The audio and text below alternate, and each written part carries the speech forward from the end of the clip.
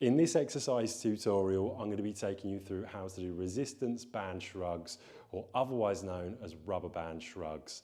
Now, before I go into this, I'm just going to show you what a shrug is and what I want you to do throughout the motion. So firstly, I want you to bring your shoulder blades back.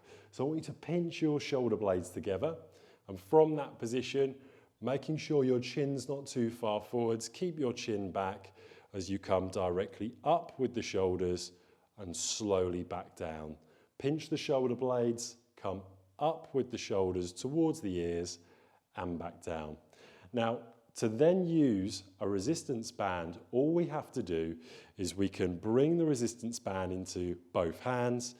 I'm going to step onto the resistance band, and from here, nice straight back, bring myself into my upright position, shoulder blades pinched back, looking forwards, and I'm going to do the exact same motion and instructions, bringing those shoulders up, squeezing at the top, and bringing my shoulders slowly back down.